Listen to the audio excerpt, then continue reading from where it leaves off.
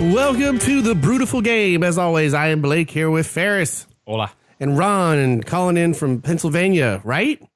Yes. It's a little hard. What's happening? I'm in PA. It's a little hard to keep track. And this is my fourth show where I sound like I've got socks stuffed in my nose. I apologize. The summer cold has kicked my butt. Man, it's kicking everybody's Yeah, butt. everybody's It's going coming around. down. Yeah. So for this episode, we are going to wrap up our look at the World Cup. It has been due to all the traveling and work obligations. We couldn't quite get this thing out as quick as we wanted to, but this gives us a second to sort of sit back and breathe on what was a pretty good World Cup and go back and take a look back at some of the predictions we made. And of course, our updated brackets are on their website. You can see how well we didn't do. I mean, even though Ferris and I predicted the winning teams, we didn't do great on the way up there. I mean, speak for yourself on that. I didn't do too bad, but I put some stats down here after we're done talking about the games. But we all did pretty good, and Ron was the only one. Well, I guess we'll wait and we'll get to take a look at all those predictions. And then we'll finish off our first ever Brewtiful beer brackets. Oh yeah, where we narrow it down here.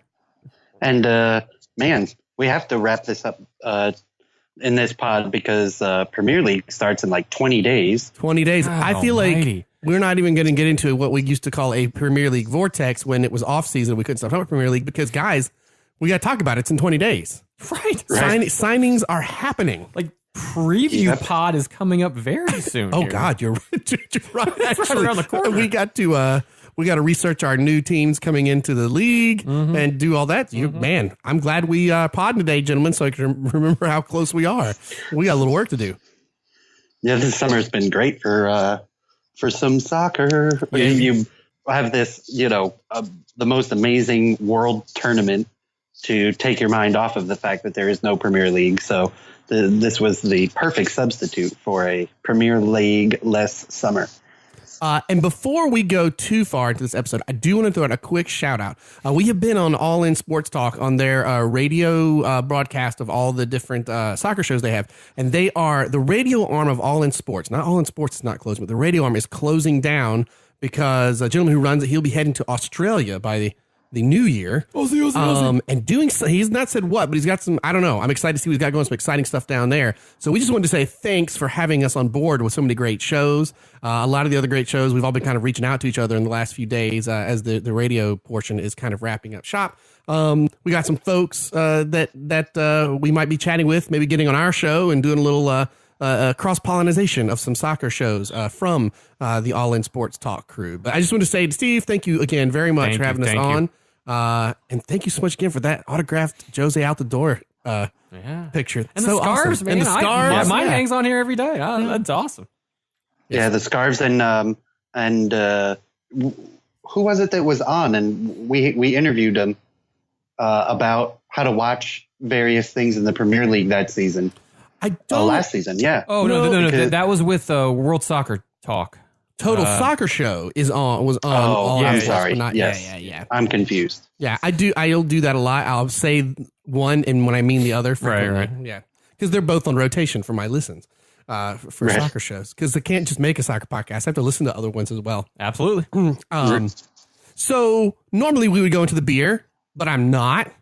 What? I'm thirsty. You thirsty? Okay. But hold on a second here. That's not how this podcast works. Let's talk about the first match of the semifinal. Let's go to the semifinal first, and then I'll pounce. Okay. I mean, the first Like match a of jungle cat. Yeah, with socks in his nose. with socks in his nose. That's right. Yeah. Which goes like this. That's what they sound like. Thank you, Blake. You're welcome. The first match in the semifinals was a powerhouse matchup on paper. Oh, That's about it. France and Belgium. Yeah. Two teams, and France, I think it should be noted, in the group stage had that vibe of, wow, you have some of the best players on your team, but the team isn't clicking necessarily quite yet. Yeah. And it was all about the knockout stage once they came together. They played well against the Uruguay match before this that got them to the semifinals. And then They played well enough in the Belgium game. I feel like we've been talking about it all tournament, but another set piece goal from Samuel Umtiti that put them ahead 1-0, and they were able to hang on and advance. Yeah, and unlike the other games where they kind of rack up the score, they held on to a 1-0 lead. So who won the semifinal? France. France did. Against Belgium.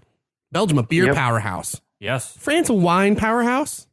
Yeah, I guess you could say it's harder that. to find some French beers. I think obviously if you were out there, you'd find more. So here's my first beer. Oh. First beer. Yeah, well, how many? I just got two varieties. Oh, don't perfect. worry. Okay. Ron, you will totally have had this guy before, so don't worry. Ferris, maybe you have too, but it seemed completely appropriate because these were on sale the day before the World Cup final. And I was like, what? It was like buy one, get one for the 6-pack. And it is the Kronenberg 1664. Yeah. Their, it's been a while. Yeah, their lager, the Kronenberg, however you pronounce it, 1664 is the most sold French beer in the world and the market leader for high-end premium beers. It was named after the year the Hatt family, the founders of Kronenberg, first started commercial brewing. Kronenberg is the 5th oldest brewery brand in the world that still exists today. I didn't know that.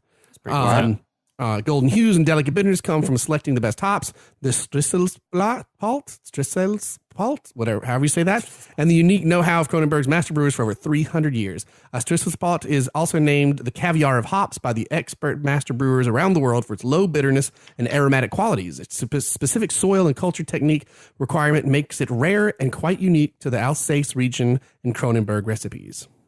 So there you go. It says the 1664 is ideal with a meal on the terrace as an aperitif or simply for the pleasure of it. Or the podcast. Yes. So we will have the 1664 first step.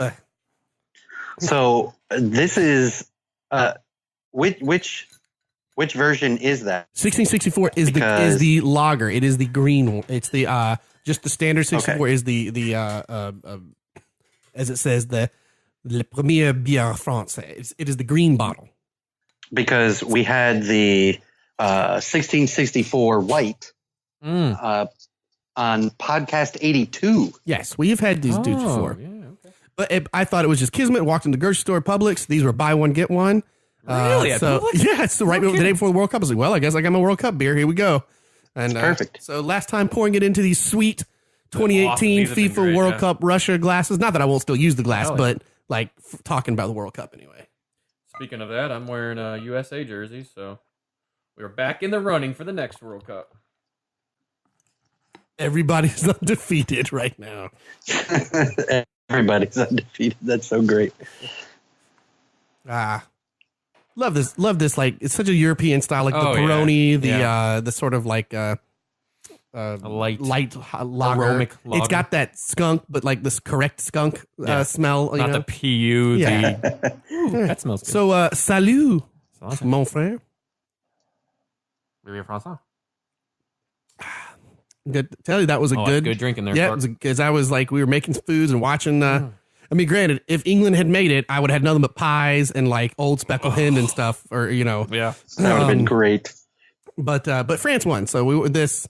I didn't really cook French food. Well, you that ruined day. the podcast already. We're not even there yet, but whatever. Still good beer. They won this month. If someone doesn't know that and they're listening to us, they're like, spoiler alert.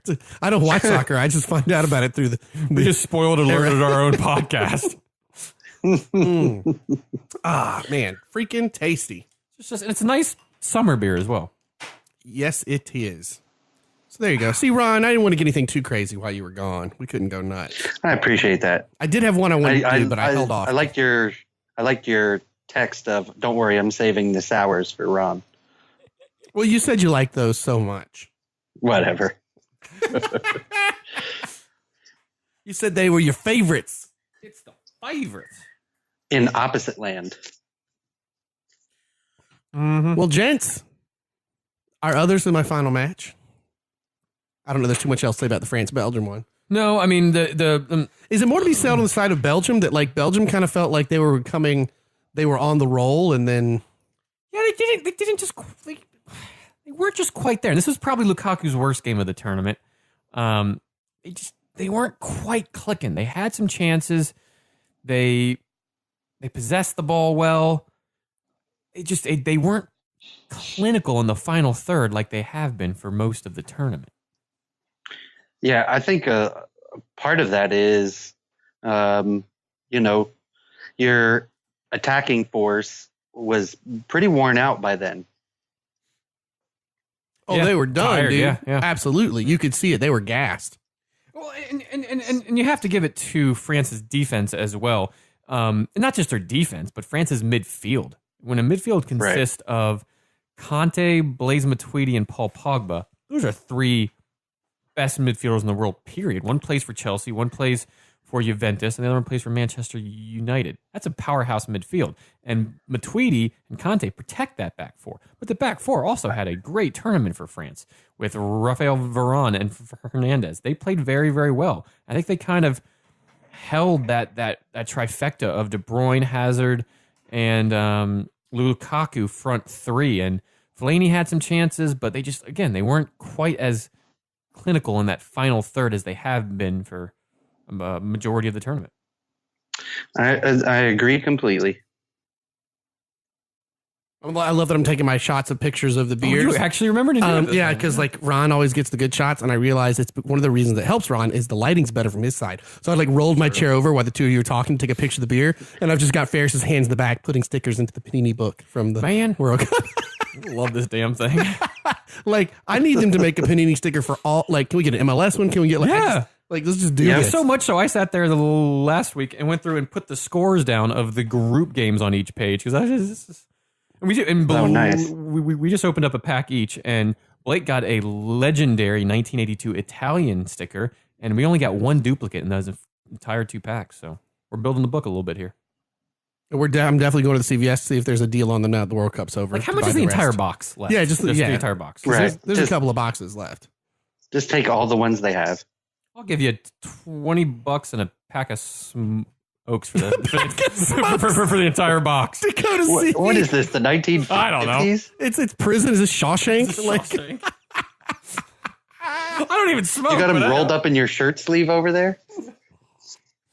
Roll into the CVS. Hey, can I barter this pack of smokes for some World Cup stickers? Too funny. I'd pay to see that. So our other semifinal, Croatia England.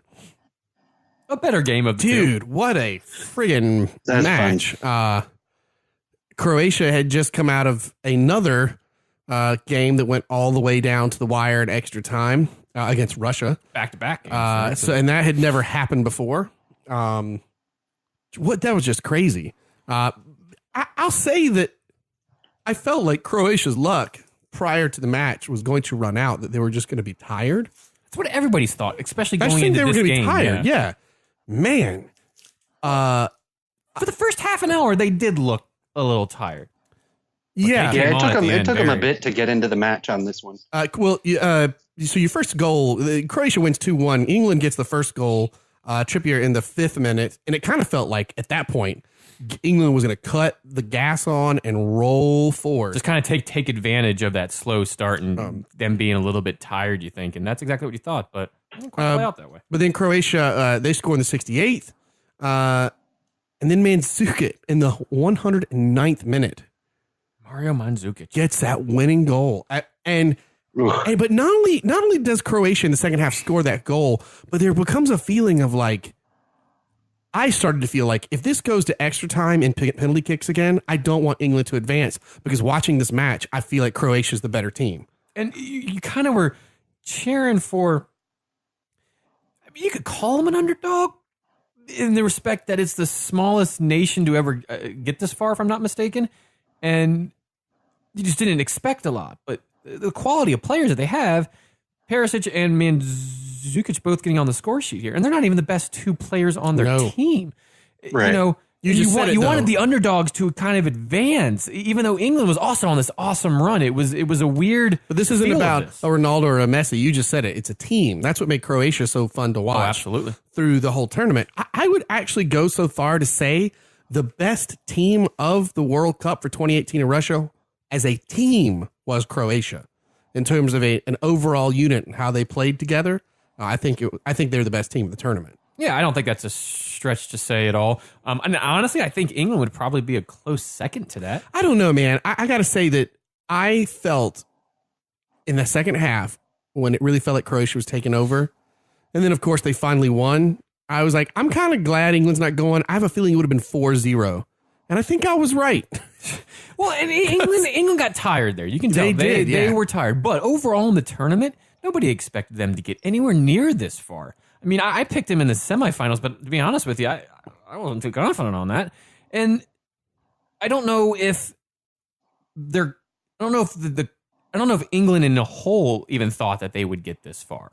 But they played as a team. They played more relaxed. They played organized. They played for each other.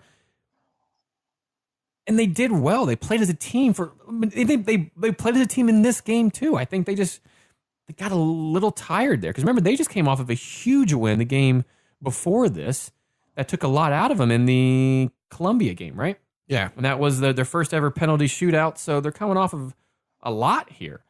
And I think a lot of this comes from Southgate. Oh, 100%. Really. I mean, what a difference he made by helping take the pressure off of the players individually. You know, if you don't know, the British press is absolutely just brutal. It's like piranha. And at the beginning of leading up to the World Cup, and the press was insane, and all they kept talking about was the last time they made it to a final, or the last time they won, and they put a lot of pressure on this young England squad. And I think their manager did a really good job of insulating that from them.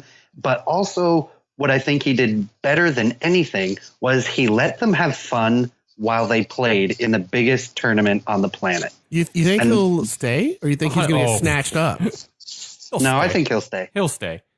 The FA will do anything at this point to keep him to stay. And Ron, you're 100% right, and some good points. And one of the things that I heard that I thought was interesting, kind of a small thing, but what he did and the dynamic that he changed going was fantastic. And the point that I heard that was made was, if you remember when they were in, I think it was South Africa, when they were at that tournament, they bombed out and it wasn't too good. They were in this far off camp retreat that was on like lockdown. They really couldn't have fun. They couldn't have family. It was just lockdown mode. It was, we have the job to do. We're going to do it. Blah, blah, blah. It's very British. It's the British way. He, at the hotel, he invited their families to come, to stay.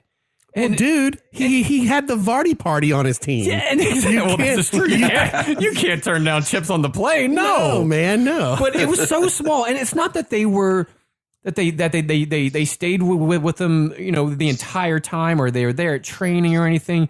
But every day at the hotel or at the compound that they were in, they had family time. And Southgate, and not Southgate, but the reporter said that it just, you could see the dynamic change. You can see the players are almost more relaxed. It almost gave it more of a home. And it also made them think, we're playing for our families. We're playing for England here. We're going to have fun doing it, but it's more of a natural thing.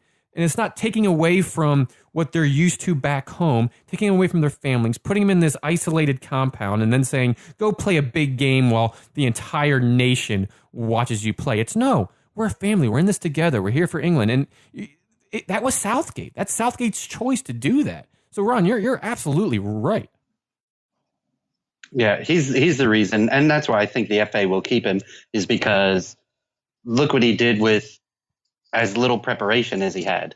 So now he gets another 4 years. Who was going to be their coach? I don't know if they actually. No, remember before he did something stupid?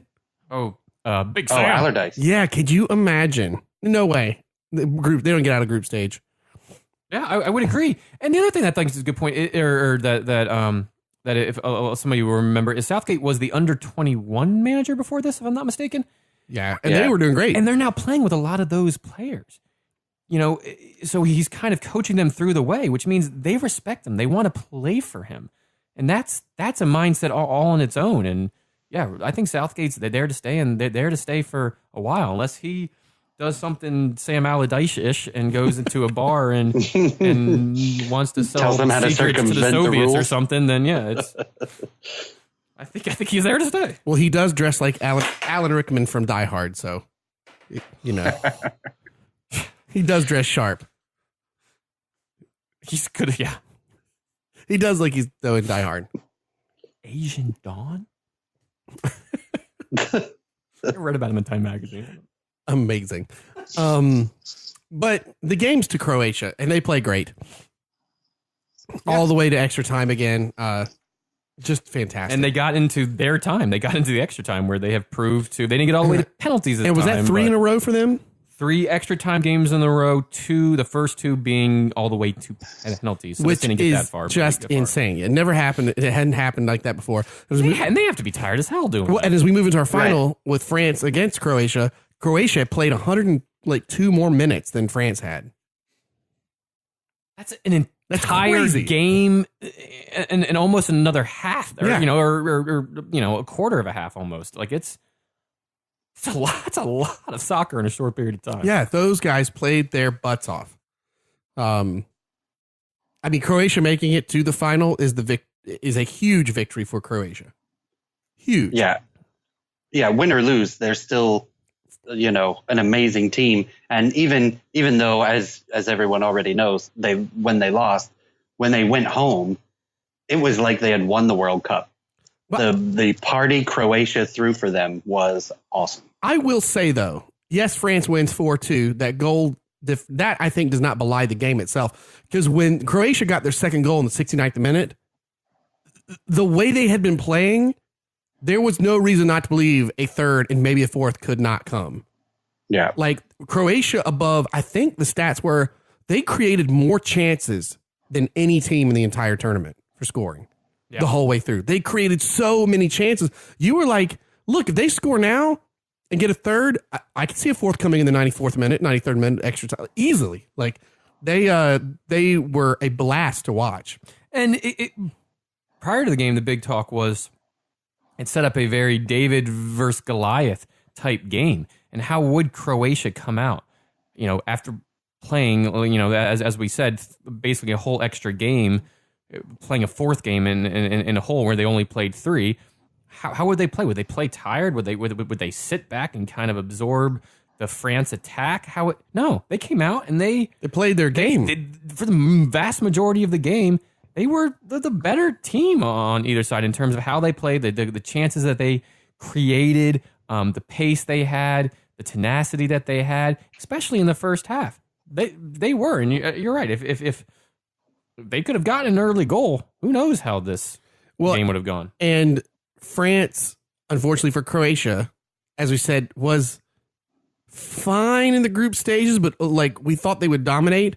They got better and better and better and clicked on all cylinders by the time they hit this. They got hot at the right time and they clicked, and they were fantastic in this game. Yeah, and the first goal, I was sitting there and I was watching the game with some friends, and I was watching it with a friend of the pod, Phil, and he had pointed out that this first goal would be a very controversial goal. And when you see it, Griezmann kind of jumps out of the way, but there is slight contact. It's one of those, sometimes you get it, sometimes you don't. It was a good ways out from the box. In my opinion, it's a foul. It's a weak foul, but it's a foul. But if they didn't call it, you wouldn't be up in arms. Anyways, they called it. Griezmann put the ball in the box, and it was a beautiful ball in. And Mandzukic becomes the first player in a World Cup final to have an own goal. And that, which is sad. Yeah, which is sad. Yeah. It's but very it's one sad. of those things you have to go for it. Oh, absolutely. We've talked about it a million times on the pod, where as a defender you just have to go for it, and it's just one of those crap deals that you end up deflecting it in. And that kind of that did change the game a bit there, because Croatia was on such a they were the better team up until, what was this, the 18th-ish minute? Yeah. But even after the goal, they continued to persist and they continued to go. Well, they got at the next France. goal. They did. and a wonderful, wonderful play by them. Was it off of a corner? And then it got played back out, and then kind of back in, and then got played and then back out top of the box. And Perisic, his first touch on that was brilliant to then cross the ball over to his left, and he just smashed it home. Yeah, that was a bolt of lightning off his foot. It was incredible. That's 10 minutes after the first goal. So you're like, oh man, game back on. This is going to be a hell of a rest of the game, and it was. And then 10 minutes later, the Griezmann penalty, the 38th. What do you guys think on that? I think that's where the tide turns for Croatia. Yeah, and what did you think about? Because it was the first time that VAR was used also in a World Cup final. What was your thoughts? I think it was the call. It was the right call. I think with no VAR, sometimes it gets called, sometimes it doesn't. But with the VAR, it did the job it was supposed to. Was it a harsh penalty? No, but it was a penalty.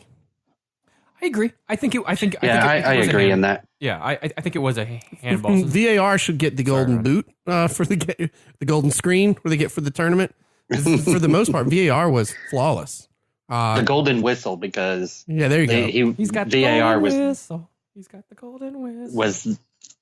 I think every other league that wants to use VAR needs to look at FIFA and say that is how we need to do it. Well, you could tell they were under the pressure of we are the biggest tournament in the world. It is the World Cup. We have to do this right. And I think they thought if they didn't do it, then people were going to argue, when are you going to, you know what I mean? They actually got ahead of this in a way. And they did it so well that all the arguments that people usually bring up for replay ruining the flow of the game never entered the equation. Yeah. Like it was done really well and all the calls were correct. So like you said, it wasn't a harsh penalty, but it was a penalty. It was a penalty. Yeah. And it did it right. And it was kind of controversial because the ref went over, spent a good time looking at everything, which I think you have to do. I mean, it's the biggest stage. You got to take time on it. You can't just go up and be like, okay, I'm going to do this. Then he kind of walked away and then went back to kind of either make sure or maybe didn't see an angle right and then made the call, which, again, I think everybody, a vast majority, I'm not going to say everybody, a vast majority went, it's a penalty.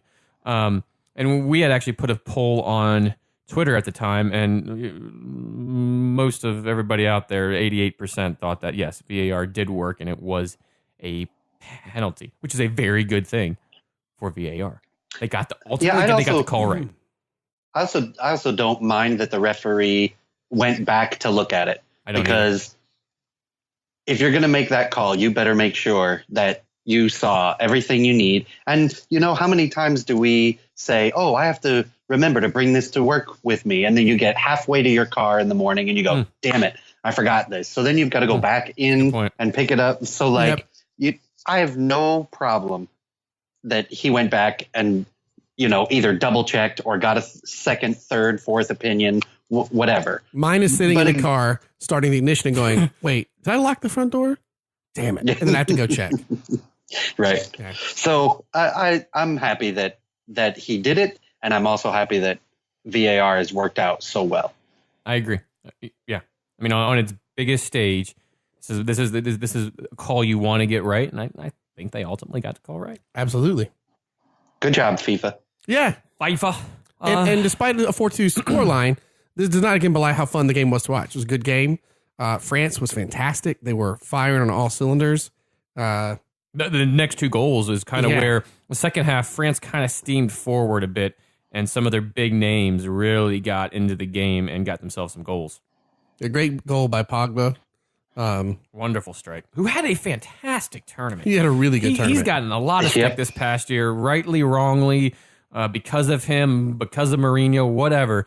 But he had himself a wonderful tournament. Can't wait to get back to Premier League. So when he's terrible, he can sit there and not do anything. Mourinho sucks. Yeah. So the question is, are we going to see some more strange Paul Pogba commercials? Well, the Pogba Diaries was pretty an interesting little thing as it went that he was doing. I love that commercial. It's so weird. Like the one where he's like getting the massage and he's like ordering all the stuff online. I don't know if I've seen that one. Dude, it was on like between every match. Oh, really? Like, halftime. Yeah, it was weird. I don't even know what it was for. Is that what's sad? He got I don't remember seeing it. He has this crazy bathrobe on. The guy delivers all the stuff, and he's like, nice. And that's, I don't like. Nice. Yeah. Yeah, he's got like one word. That's Love it. Love it. I don't even know what they were selling. Probably some hair. No, product. it was some kind of, I don't know what it was, but I just know he has a cool bathrobe. Nonetheless, he had a cool goal in this one, man. He what a strike on this, and that's what we're used to seeing from Pogba. And you could tell as soon as he scored it, he knew it was going in, but he had just pure excitement. He didn't go to his signature, it's about me dab. He went to, I just scored in a World Cup, arms out, run towards the, just wow. We called it the Kermit the Frog. Right. But it was just pure excitement. The team piled on. The substitute, everybody just piled on. It was great. And it ended up being the game-winning goal in the end. Followed shortly by Mbappe's goal. Well, you're missing one in between there, aren't you? Oh, no, that's true. No, you're right. No. You are correct. Yeah, no. Afterwards. Mbappe It's scores after one. Mbappe. And then it looks like this game is done. Mbappe. Okay. They make beer now. We do not have a Hansen podcast. Hold on. You don't know that. Hold on. Don't know that. Here's a cool thing about Hansen. They make a good beer called Hop. I'm not even kidding. Ferris is dying. I'm not lying, dude. Look it up. It's Right? they do not. Dude, no, they do not. It's the same people who did the Star Trek Next Generation beer. Hold on. Are you serious? Yes. Serious, Clark? Oh yeah. What was it called? Hop. Hop. Yeah. If you were them, that's the beer you'd make. Come on. I mean, you got it. Yeah. It's the guys that made the Star Trek Tiki Sex God beer. Hanson Brothers Beer Company? Is that what it is? No way. Dude. Tulsa, Oklahoma? You were correct. Yes, I'm 21. Let me enter the site. Oh. Hanson Brothers Beer Company. Tulsa. Good Lord. Yeah, they came into the special thing at I thought you were just pulling off a dad joke. No. Like 2 or 3 years ago, they played at Epcot over here, and they brought their beers with them to the Food and Wine Festival. Is it good? Did you try it? The Hop beer's not bad. Wow. It's pretty good. It's better than the music. We're totally gonna get that beer. Somebody find and send it to us. We'll pay you for it. It's fantastic. I just love to show like, And they have a pint glass of theirs thing too. That's a pint glass. Yep. that's gonna be Ron's Christmas present. Hop pint glass.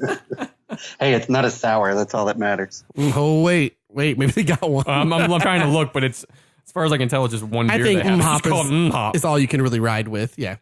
So should we move on to let's see, looking at the 2018? Oh, I don't think we actually said about his goal. His goal was fantastic. Oh, Mbappe? Yeah. Right. Oh, yeah. And to be 19 years old to do this on the world's biggest Love stage. that Pele tweeted him saying, "Nice to have the second teenager to score in a final. Nice to join me in company." What were you doing at 19? You're welcome. Yeah. Freaking. And when is his contract up at PSG? Because he's about to make a lot of money. I don't know, but he did come out and say either today or yesterday, along with Neymar, that they are both staying at PSG. I mean, obviously he's a French kid, but one of his clubs growing up that he was a big favorite of was Real Madrid. You could probably put a lot of money and be absolutely correct that that's going to be his next club. If he goes this year, next year, 2 years from now, whenever he goes, he's going to Madrid because this kid is something special. He used to hang out with Neymar. Neymar, who did not have a great tournament. But I did see that Neymar did the Neymar challenge at some point. Or something. I haven't actually watched it yet, but. So then this moves on to the FIFA 2018. Wait. Well, just real quick, since we're still on that part, the best attacking team in the entire tournament, as Blake said earlier, was Croatia with 352 specific attacks. But they were also the best defensive team in the entire tournament with 301 clearances, tackles, and or saves. Booyah! So Croatia, aside from the fact that they didn't win, from a stats point of view. From a stats point of view, best team in the tournament. The Croatian sensations, baby. Croats, baby. Love it. Yeah, they were great. Fun to watch. And we failed to mention, but the second goal from Croatia was a Mario Mandzukic. So he scored on both ends. I think he's even the first player ever in a World Cup final to score on both ends like that, obviously, because he was the first one to score an own goal. But a stupid mistake from Lloris, and he scored that, and it was He still had a great strike on that. And you're like, they can get one more here because there were still 20 minutes left. And for Croatia, 20 minutes left really means like 50 minutes left because that was still a great strike off that mistake though. The body control he had to slow down just enough to hook that ball around the backside of the goal because you could see a lot of people would have just run past the goalkeeper but he saw that mistake. Like when you watch it in slow motion, it's like when you watch an action movie and you go, well, the reason you can't do this in real life is you don't watch stuff in slow motion, but characters do stuff they shouldn't be able to because they are literally in slow motion. That's what he looked like. It's like the world slowed around. And he saw exactly what was occurring. It was a great also too. You would have thought that he would. I was expecting that he was going to take the keeper out and the goal was going to be disallowed. Exactly. But he barely touches the keeper. That's what I mean. At all. In slow motion, it looks like a movie because his control, because you think he's just going to plow him right over. And it's one of those things that you watch 100 times a game when you're watching and you go, okay, why is that striker just giving off energy that the goalie's just going to kick it away? Now he's, it's a routine play that you're like, oh, well, he's just going to run after it and try to cause a little bit of something. Well, this is why you put 110% in and you go after every ball because this is what can happen. An opportunity, you cause a little bit of havoc. You cause the goalie to second guess where he's going with it, makes a mistake, and then you have to have the skill and kind of not the oh my god, I got it type feel where you have what you're talking about. You have that poise and the body positioning to just calmly get it in the back of the net, grab the ball out of the back of the net, and let's go again. Like you've done it 100 times before. Yep. Total pro. Yeah. And he had a great tournament as well. Oh, Mandzukic. Shall we move on to the awards? All right. So for our 2018 FIFA World Cup awards. Oh, wait. I think Ferris and I need another beer because Ferris finally just finished his. Yep, I'm about done with that. Here we go. This is from the same family and one we've already had before. Ron kind of preempted this. Joy to the world. No. Yep. Because it was 2 for 1. Because it was 2 for 1. I got the lager and the Kronenberg Blanc, the white beer that we had on the episode. Would you say, Ron, 82? 82. Yeah. Yeah. Since it was buy one get one, I got the 2 varieties. So again, it just feels appropriate. So as we wrap up talking about France's last game, and really, I know we talked so much about Croatia, but France really did come together. One of the youngest teams in the tournament. I hope you're paying attention, America, United States men's national team, because France goes. I think the oldest guy is the lumbersexual, right? Olivier Giroud is one of the oldest people on the team. He looks better than anybody else on the team. But they, who I will say, looks like he gives the best forehead kisses on the planet. Did you see him kiss Mbappe for that last goal? Oh, dude, God, it was brilliant. Of course he does.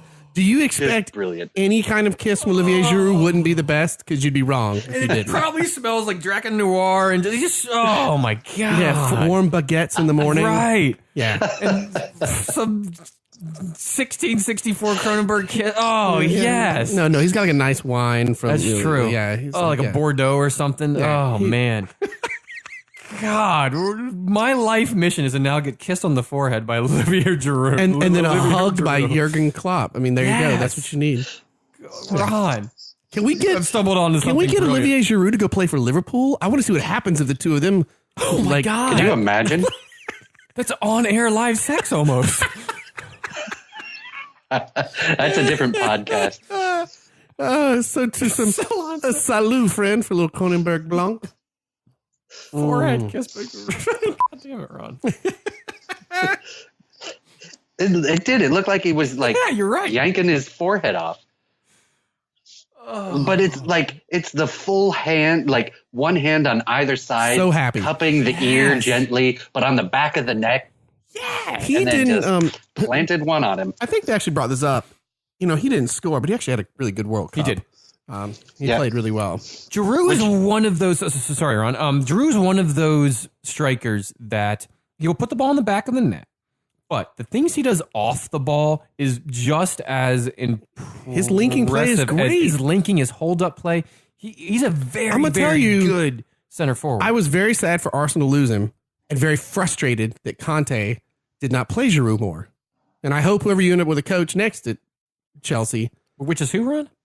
Do they have him yet? Ooh, yes, we do. Oh, I missed that. How did I miss that? It's the old Napoli. We'll coach. talk about that. Oh, yeah. We'll talk about that on the On our we get to our preview, or our Premier League preview. But nonetheless, I hope he gets used more because I think he is a great player for that reason. I think they're not going to have a choice. But again, we'll talk about that on the preview pod. So on to the awards. So for the Golden Ball for the 2018 FIFA World Cup Awards, this goes to a Croatian, Luka Modric. Yeah, perfectly deserved. Couldn't agree more. Yep. That he had a spectacular tournament, and not only did he have a good tournament, he was an exceptional on the field leader. Yes. And I think that speaks more than the ball you can put in the net at the clutch moment or how he led the team. That's why he deserves it, in my opinion. And I mean, if you watch soccer, or even if you don't, but you know of Real Madrid, and you know the successes that they've had in winning Champions League, you know the Ronaldos, you know the Benzemas, you know the Bales. The Luka Modric is one of the reasons they have won those Champions League, because he is such a linchpin, such a worker, such a professional leader on the field. He's shown it for his country to a World Cup final. And he's won multiple Champions League for the biggest club in the world. He's the best midfielder in the world at the current time. Easy. And has been probably for the past few years. Quietly excellent. Yeah. Yeah. And there's the I would say arguably the number 2 best midfielder on the planet, following his footsteps. Another very quiet, humble gentleman would be N'Golo Kante. Yeah. But they're both cut from the same midfielder cloth, if you will. Yeah, Modric has a little bit more of that attacking skill and vision than Conte does, but I think where Conte lacks that, he makes up in just being a workhorse. I mean, Conte covers so much damn ground. Was there a stat, Ron, and you may know this? Did Luka Modric cover the most ground in the tournament? No, he did not. I know as a team, Croatia did. No, it was Perisic. Oh, which he would have been my second Golden Ball winner if if there was a second there. But I mean, Perisic covered 72 kilometers. Jeez, that's a lot. That's a lot. That's a few marathons In the span of a month. That's a lot. Our Golden Boot winner, a guy the three of us in our picks had no faith in to get the Golden Boot. None of us picked Harry Kane. No. 6 goals, and you're like, why did none of us? I think I got closest with Griezmann, who had like 4. Can I just go back to one thing for a second? Yeah. Just in case I didn't think about it while I was just saying it, but I should have. That's 45 miles that guy ran. Perisic. He ran 45 miles. Well, that's, 72 kilometers. 72 kilometers is 44.8. But just to do the conversion for you, in case you don't know exactly how far 72 kilometers is, 45 miles. Okay, we get it. That's nothing for you, Ron. You could fly that in 2 seconds. You do it 40 times a week. We get it. Shut up. We get it. You can do math. You can convert. Making us look stupid over here. We're not my fault. You didn't on our think of hands it. and fingers. I got my sandals on, trying to count my toes. It's just because I have a job that I have to do all this conversion all the time. So you're welcome. Thank you. Join Ron on his next podcast, The Mathematician Today. Converting the world. Converting the world. I like that one better. Well, speaking of conversions, Harry Kane converted 6 goals. I don't need to. Had a good tournament.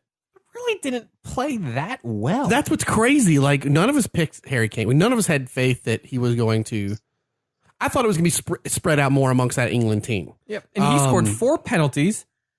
Yeah.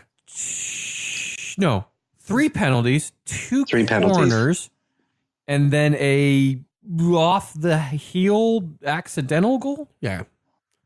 Right. Really didn't have the best. None of them are really in the run of play, which is what he does for Tottenham. But that header really, he was in the right place at the right time. Oh, yeah. He he had certainly faked out the defender into being stuck up top in the box.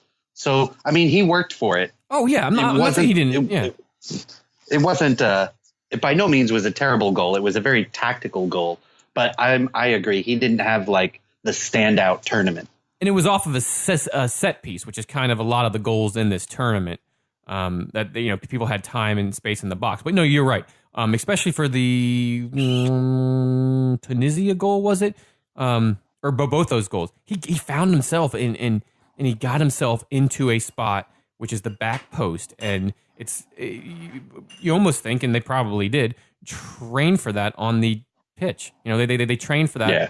To get it to the back post and have one of your one of the deadliest strikers in the world back there. And you're right. He calmly, coolly, and just put a head on it and got the ball in the back of the net. So, yeah, he had 6. And I don't want to put down the penalties, because if you've ever played soccer and you have to step up and kick a penalty, he didn't step up in an international friendly in the IFCC where it's against whatever. This is the World Cup final where you have a nation that's depending on you to score. Yes, it wasn't in the penalty shootout, but it's in the game. They're still stressful as hell. You have to be accurate. You have to be calm. You have to be composed.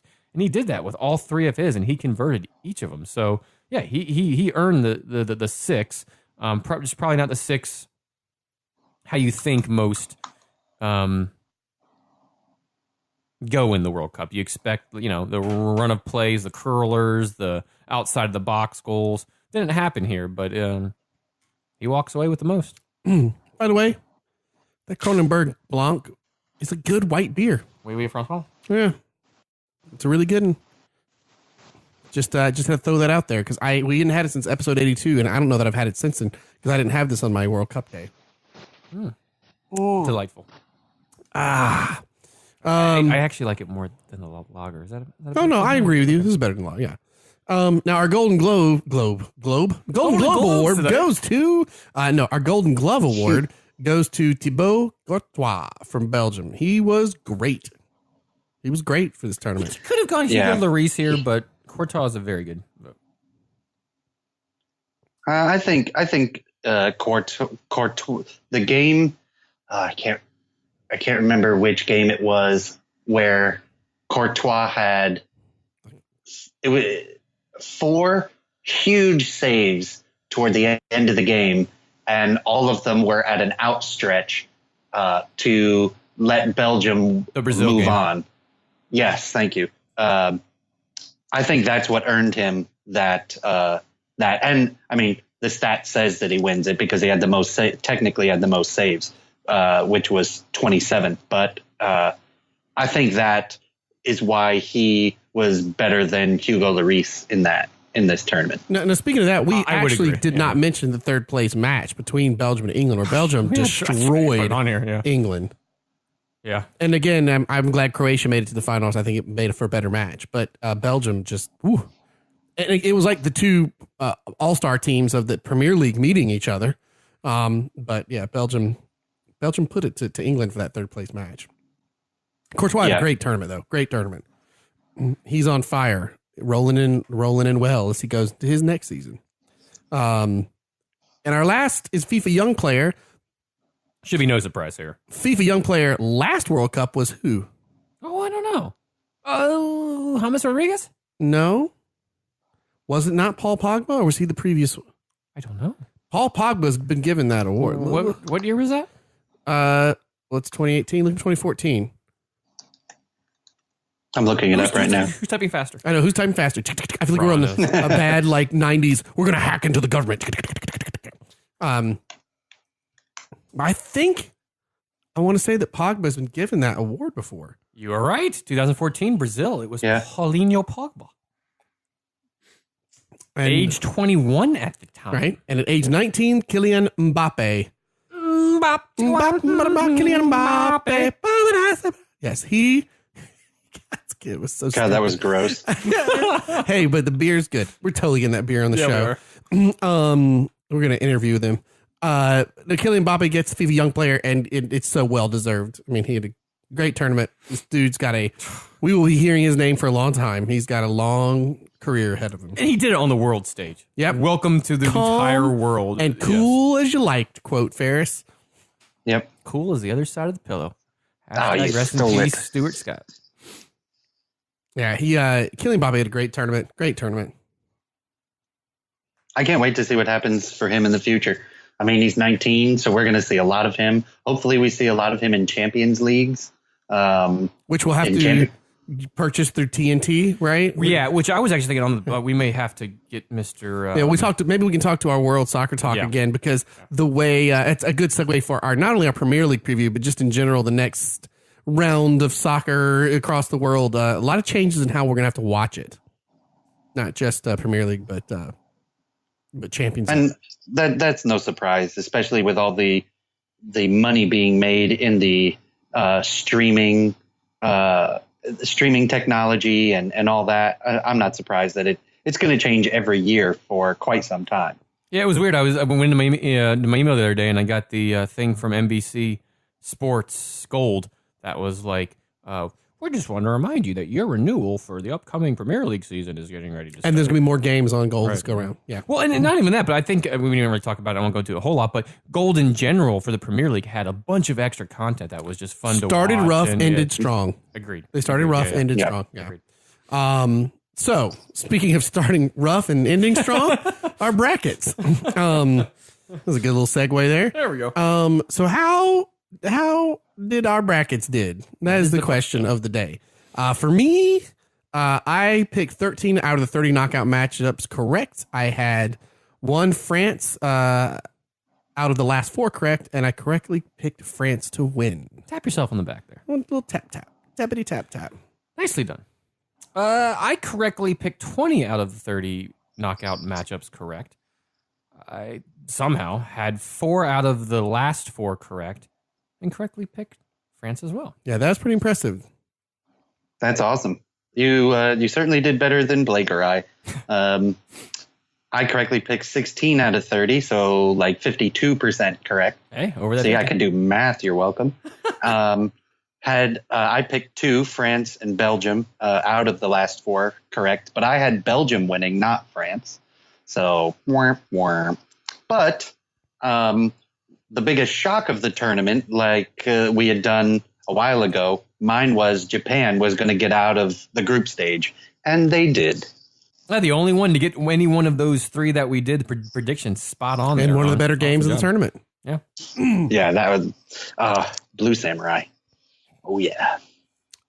So we've got a segment that Ferris likes to call a segment. We're going to do it once. We'll do it again in 4 years. Yeah, right. 2 favorites and 2 quotes from our World Cup questions. We can't even get our own segment. Jeez, right? I can't even read. 2 favorites and 2 questions. So we've got favorite goal of the tournament. Ferris, what's your favorite goal of the tournament? I was going into this thinking that Ronaldo's goal, Spain or Portugal gets Spain would be my favorite. However, the Belgium build-up play, the 3rd goal in the Japan game, Lukaku's dummy, that how that goal transpired was just brilliant to watch. So that would probably be my favorite goal, which I believe was the Nasser Chadli goal in Belgium versus Japan. What about you, Ron? What's your favorite goal? Oh, it's like saying, what's your favorite beer? It was a great tournament. There were a ton of good goals. This is why I asked the questions. Luka Modric just annihilating Argentina. Toni Kroos at the end, that brilliant goal against Sweden. Granit Xhaka nearly decapitating Branislav Ivanovic. Yeah. I mean, there's so many. What about Di Maria's goal? Just that thunderclap of a goal. The Pavet goal for the France was it Pavet with that volley strike? Yes. And then one of our favorites, Nacho's goal in that Spain and Portugal game as well was very similar. Yeah, and Ahmed Musa's goal in the their Nigeria match against Argentina. Yeah. I mean, God, that was so pretty. I think I have to go with Toni Kroos. Okay. Yeah. I go with Toni Kroos scoring in Germany versus Sweden. He's a nice aerodynamically haircut too. Which is how the ball ended up bending. I'm going to go with Breen and Ron's dark horse. The team play that Belgium had to lead to the goal to beat Japan. That was mine. Yeah, I think that's it. That's great. I really want to say Tony Cruz because that was magical. I mean, at the end, like that. I mean, that's like what you want, right? Yeah. It's the very end. Yeah. But does anybody remember who that game was against? Sweden. Was it? Yeah. Okay. Yeah. I don't know. I wasn't answering that like I knew. The Tony Cruz goal? The Tony Cruz goal, Germany versus Sweden. Okay. Yeah. Yeah, that was against Sweden. But yeah, I think the Belgian. I'm with you. I think it's the team play. Yeah. I don't want to single out because it wasn't like massive. Chadley's not like it was your favorite goal, but it was a team play. It was a team play with Lukaku's at the very end, and you feel like there's no way, and then he gives that ball right over to him. Bam! It's such a good. To be honest, it's wearing away. My heart kind of shifted to Belgium, seeing the team play that they had. And I thought, man, maybe these guys really will go all the way. And I kind of wanted a Belgium England final with all the Premier League guys in there. It went to Courtois to De Bruyne. De Bruyne carried, passed it out to I don't remember who then crossed the ball in. Lukaku dummied it, and Chadley was on the back post there. But yeah, no, I agree. That was an awesome goal to see. I mean that's also De Bruyne's goal. Yeah, was very similar. So it goes from Courtois straight out to Lukaku, who holds it up, beats two defenders, sends it down the line to De Bruyne. De Bruyne with a lightning strike, they did that the entire tournament. You already said that one though, so you know what? I'll throw in another one though. We'll throw in another one. Special first. No, but it's a good one because I was the other one too, and I had to go. I couldn't remember how to pronounce the name, but Cherishev's goal against Croatia, Russia. Oh. That goal was gorgeous. Yeah. Oh yeah, that keeper was at a full stretch trying to get that. That goal's also crazy because it had that magic of the World Cup in the sense that it went in, you're like, oh my God, is Russia? And they're playing in front of the Russian fans. And they're trying to get to the semifinal. And you're thinking, is this really going to happen? That goal was amazing. And that came off of an offsides restart. It goes, they boot it all the way down the field and he runs right onto it. The crowd, dude, when that went in, that place, I would have given anything to be there right then. Melted the stadium down. That was a great one. Crazy. Russia, as fans, the Russian people, boy, did they get a great tournament for their team to enjoy. Oh, sure did. Punching above weight the entire time.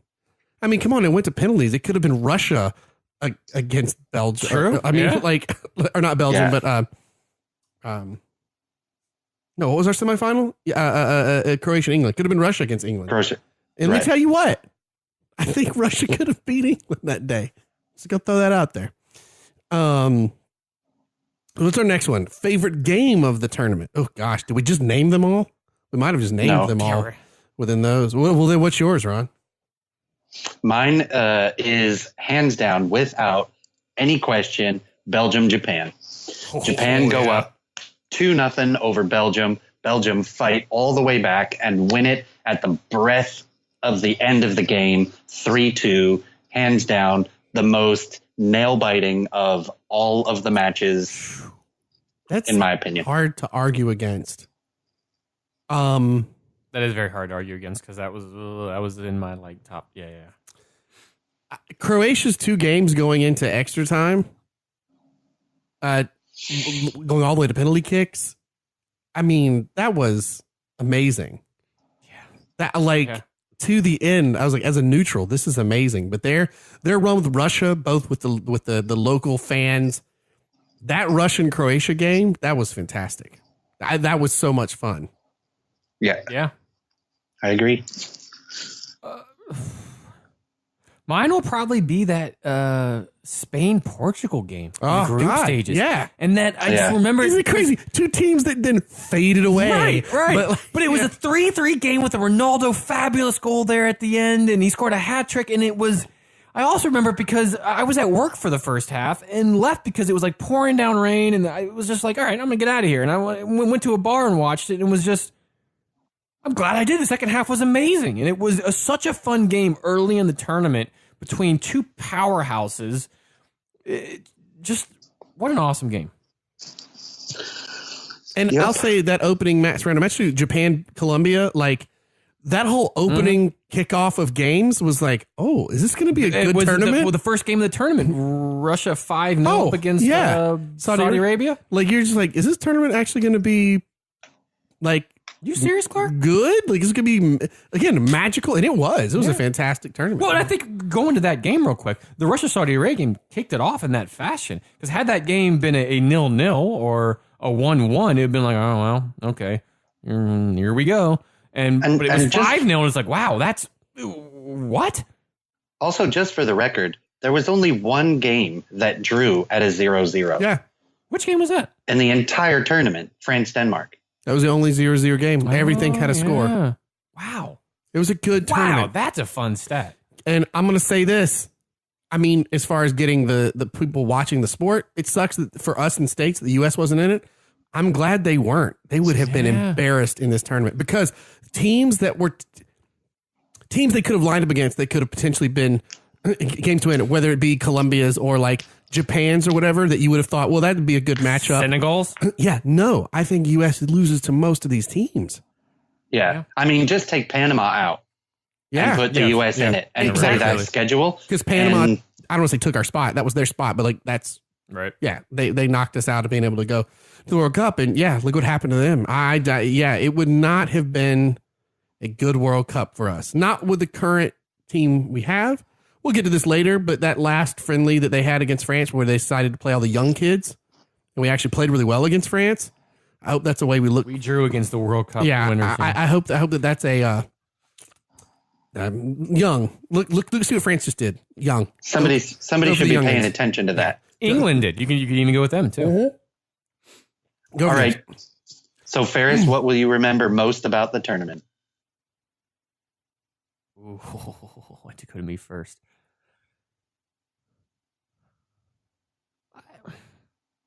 I don't know if I remember necessarily one particular thing, because it's a mind twist of things. It's the Spain-Portugal game. It's the France-Japan game. It's the VAR introduced to the World Cup. It's USA not being in it. It's being in Russia. It's being France. There's so much there's so much about it. I think what I remember most is what a fun tournament it was. Yeah. What just an awesome, fun tournament it was to watch.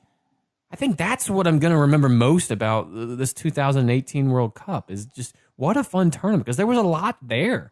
It was very entertaining. Neymar rules. I mean, you just had a lot there, right? Yeah. Even the worst stuff led to some of the best stuff. Yeah, exactly.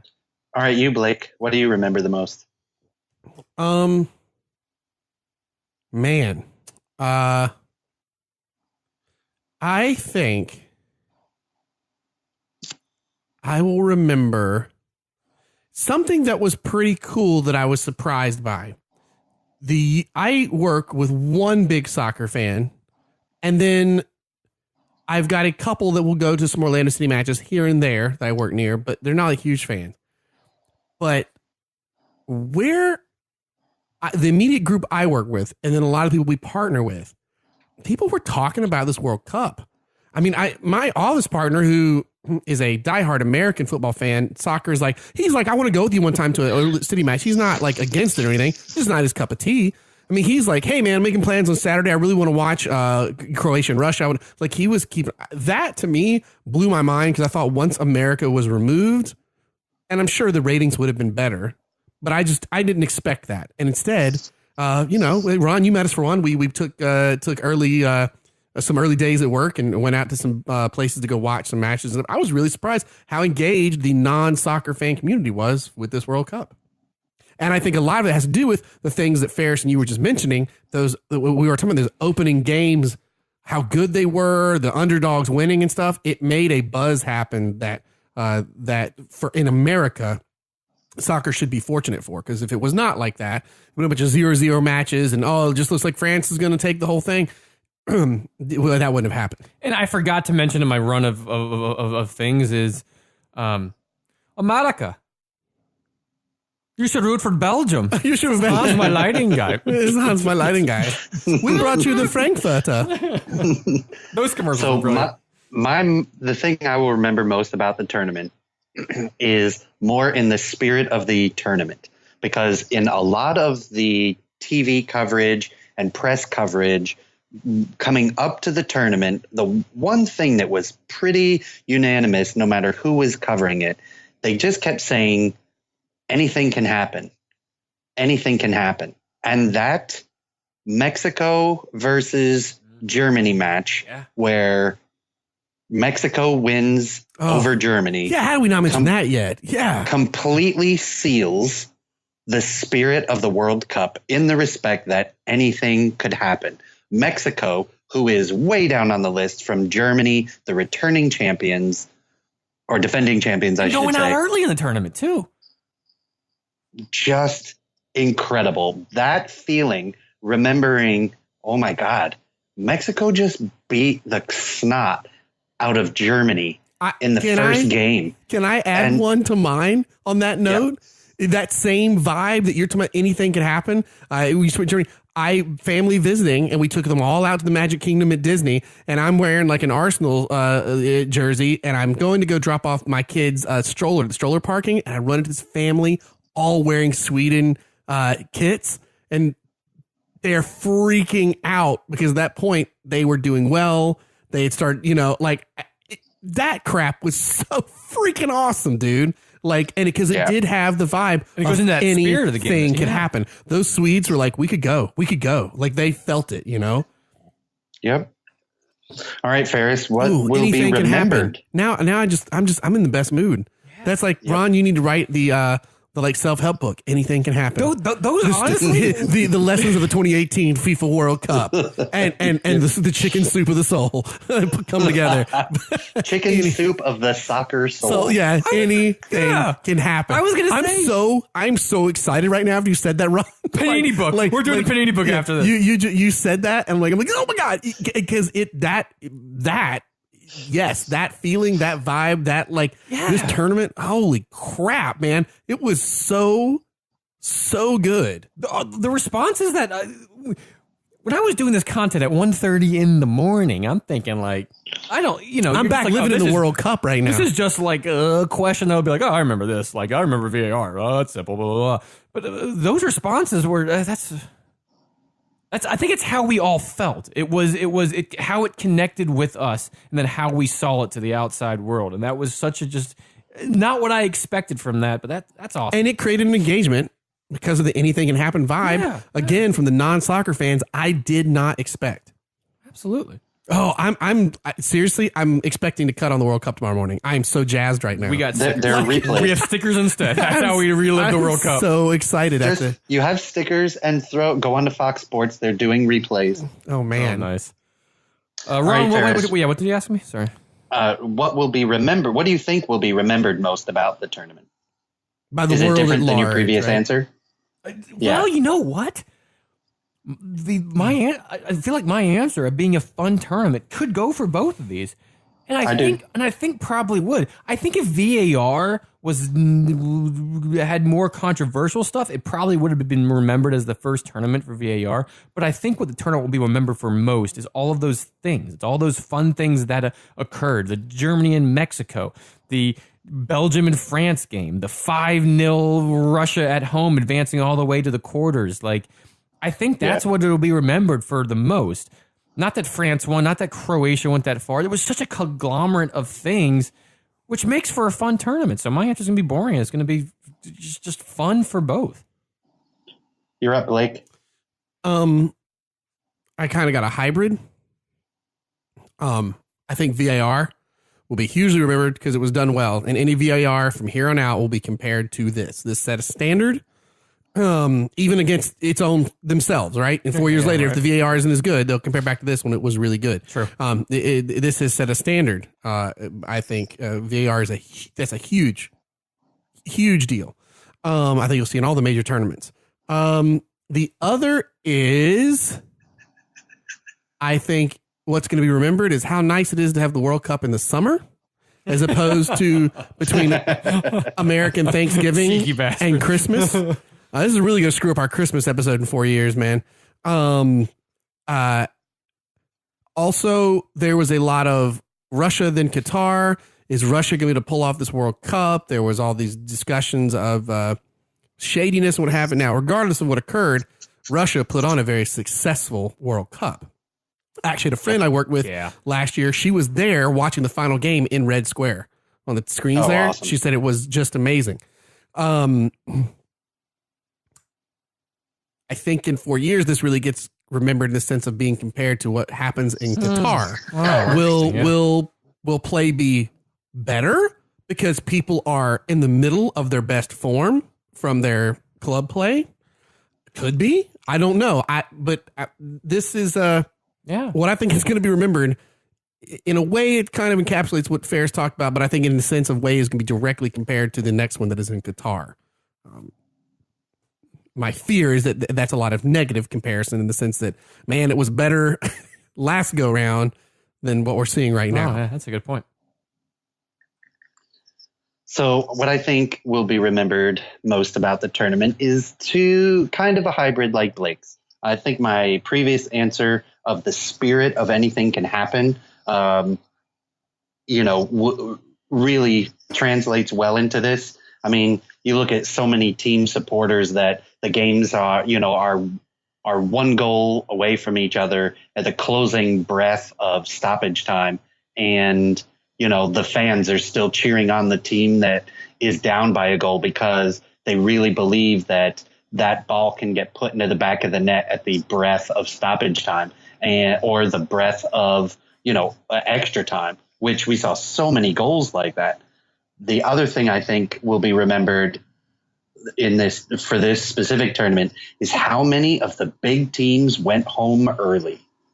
Oh yeah, there'll be a big stories of revenge for the next World Cup, like Germany's. That will they stay in Spain, Portugal, Italy, not even making it, let alone U.S. But I put Italy as a better soccer nation than the U.S. So like Argentina's fallout. Yeah, so and Argentina barely made it out of group. So I think that's going to be remembered for quite some time about how all these major teams. It's also be the first World Cups with no Ronaldos and no Messis. Ronaldo, maybe. Both, maybe. I don't know, man. Both, maybe. I wouldn't count either of them out yet. Well, Messi's retired for the 7th time, didn't he? No, he hasn't come out yet, I don't think. No, not yet. Not yet. It's surprising, but he will, yeah. All right. I guess that leads us to our beer brackets. Boom, boom, boom, boom, boom, boom. Beer brackets. So, for those of you, if you want to go to the website, thebrutifulgame.com/World Cup, or just go to brewtifulgame.com and just click 2018 FIFA World Cup. It'll show you. We got our brackets we picked for the games, for the actual teams, and also beers from each nation. According to ratebeer.com, we gave the top rated beer produced in that nation, basically represented each country. And we went down who we thought was the better beers, a lot of it came down to cooler names. So my final, my semifinal is the AF Bruzimnia Melancholia, which means winter melancholy, a Baltic porter from Russia, versus Westverlieten Abt, where it's an Abbott quadruple quad from Belgium. Westverlieten 12 should be specific. Did you say it's a quadruple quad? I did. Well, I said quadruple, and I meant to say it's a quad. Usually that's what you call it, as a quad or a double, but. Does that mean you square it? No. It's just me times it and then divide it by 2. You got to imagine a comma that was there instead. It's the app 16. It's the app 16. Well, it doesn't matter because at the end of the day, home field advantage, the winter melancholy, Zimnia Melancholia takes out Westverlieten 12's making it to your quadruple final. quad from Belgium. Wow. And then on my other side of the semifinal, I had my Keller Beer Geek Vanilla Shake Bourbon Edition Imperial Stout from Denmark versus Lapio Bubba Extreme Jack Daniels BA Quadruple from Poland. Guys, it's a tough match back and forth, but at the end of the day, penalty shootout. It's Bubba Extreme Jack Daniels. They're quadruple quad from Poland. So that means my final is the Melancholia Baltic Porter versus the Bubba Extreme Jack Daniels quadruple from Poland. Russia melts down because the Baltic Porter takes the winner. Of all the beers on there, that's the one I want to try the most, is that Winter Melancholy. I love the name. And I used to study a little bit of Russian history, and I love the name Winter Melancholy. Oh, love it. So that's my final. All right. Good choice. Wow. What about you, Ferris? Okay. So I had coming up 7 p.m. Saturday at your local establishment, the Boat Rocker Ramjet Whiskey Barrel Aged Imperial Stout from Australia. Terrible accent. I apologize. Crikey, mate. It's shrimp on the barbie. Oh, Jesus. Versus Chimney's Good King Henry Special Reserve Imperial Stout from England. Why would you do that? You did that like the old woman from Monty Python who's like, we got rat tots, and rat pudding. It doesn't have so much rat in it. That's what that sounded like. Oh, Chimney's Good King Henry Special Reserve. We got spam and more spam. Spam. Oh, jeez. That's our other Monty Python podcast. This one really opens the sluices at both ends.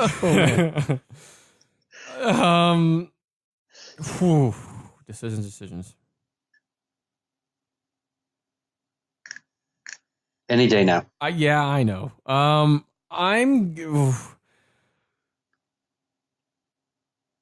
gonna go with the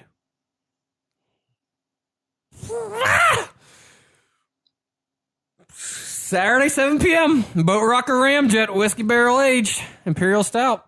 That sounds pretty damn good. Yeah, Australia I was really thinking of barely moves through. Right. The Aussies, Aussie. Oi. All right, and then going into the next semifinals, the Hugentas Perdidos Baltic Porter Cognac Barrel Aged from Argentina over the Bubba Extreme. It's the Extreme. Jack Daniels Quadruple from Poland. We've got to get the history of why that thing is named that. As much as that cognac barrel aged, that Jack Daniels made its way over to Poland and found itself into a beer is the Extreme is going through. So that leaves you with Boat Rocker versus Bubba Extreme. The most ridiculous named final. Yeah, you have the two redneck beers Australia left. versus Poland. Hey, go down and get you one of them Jack Daniels. Bubba Extreme. Yeah. So what's your pick? I'm gonna stick with the Aussies. The Boat Rocker Ramjet Whiskey Barrel Aged sounds delightful. I love we got a Russian and an Australian winner so far. Nice. Run.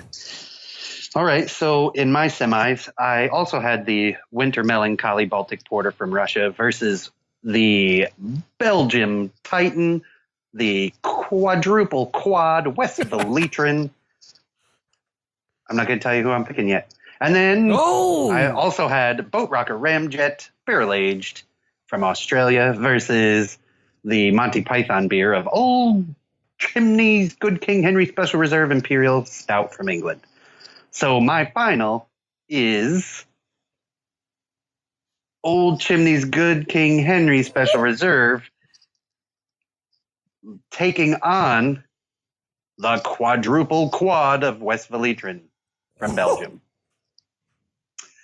That one's a good one. And of course, we all know what's going to happen. Yeah, I think so. Westphalitrin takes it in a wonderful game, but beats them by 2 goals. Yeah, 2-0 Belgium over England. Not 4. Is this a quadruple? Yeah. 4-0. We got to do a little research and find out about Zlopil's Bubba Extreme Jack Daniels quad from Poland. We got to find out why it's named that. and maybe a little Boat Rocker Ramjet Whiskey Barrel. The next time we get together, we got to cover a little of that. I'm on it. I really like doing the beer picks. That was a good choice. Man, I really hate we got 4 years as we come to our wrap up for this 2018 FIFA World Cup. I hate we got 4 years because I guess 4.5 years since we got to wait till Christmas time to watch the World Cup. Yes, it is. But what a great tournament. This was so much fun. I saw so much more engagement than I thought I would. I assume the numbers are down from what they thought they were going to be, but I still feel like the engagement was really good. They got lucky that those who tuned in got a good quality soccer tournament when it was all said and done. Oh, yeah, without question. So now we got, what's our next tournaments to look forward to? Oh Lord. Next year we have the 2019 FIFA Women's World Cup. Yes, we do in France. I'm still contemplating. That's going to be great. I'm trying to be there in person for that. I would like to at least try to get there for something, and get out to France because I've never been to France. I've been to the continent. I've been to the UK, but I've not been to the continent of Europe yet. But man, what a fantastic World Cup. I know we had a blast following the entire thing. Certainly did. So much fun. Oh my gosh. What a great tournament. What an amazing way to watch everybody come together. And just celebrate awesome football, man. Awesome soccer. It was so great. So TV ratings, real quick, since you brought that up, 900 million people worldwide tuned in to watch the tournament. That's what's the Earth? 5 billion? I think it's like 6.2 population of the planet. It's almost 1/6 of the planet tunes in to watch. That's crazy. Yeah. Which doesn't include people catch parts of or online. You know what I mean? Like that's crazy. Right. 900 million people. Well, we couldn't have asked for a better first World Cup for our Brewtiful Game show. Absolutely not. It was so much fun. I guess we got to at least do the show for another 4.5 years to get to the next World Cup. Oh, hell, right. Why not? Yeah, we got at least. We have to at least get to that because this was a freaking blast.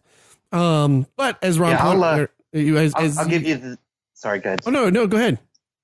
I'll the next pod we have, I will come back with the broadcast numbers. And like I said, we've got the Women's World Cup next year in France, so we get to do this all over again next year. Love it. Can't wait. Love it. Well, gentlemen, was a pleasure doing this World Cup with you guys. Yeah. Follow us on the brewtifulgame.com. You can go to Twitter, find us at Brewtiful Game. Find us on Facebook. If you go to the website, brewtifulgame.com, you will find all our social media outlets, as well as you can listen to our shows or download them directly from there, or find us on Apple Podcasts, Stitcher, wherever those places are. If you leave us a rating and review, they help out a whole lot. Take a screen grab, if you do, of your rating or review. Send it to us via our email, brewtifulgame@gmail.com, or private message on Twitter, Facebook, whatever. And we'll make sure to get something fun out to you. We still got a few koozies. We still got a few magnets left. Did you say Untapped? Oh, and we are on Untapped. That is correct. Yeah. I believe we did. Remember, we got our last one by our guy Clark, who said he sometimes get called Sparky.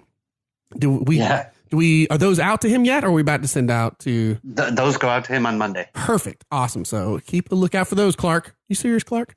Because they'll be heading your way. Thanks again for that rating and review. And thanks again for All In Sports Talk for having us on with many awesome shows. And for all the shows that are on there, I love how much we've all been kind of chat with each other the last few days. So let's all stay in touch. Maybe we can do some fun stuff. Have some different folks on the show. We can do a little cross pollination, as it were. Keep the dream alive. Yeah, awesome. All right, gents. There you go. 2018 FIFA World Cup comes to a close. It was pretty good. Das Vidania. Salancia. Love the beer. Cherish the game of the Brewtiful Game.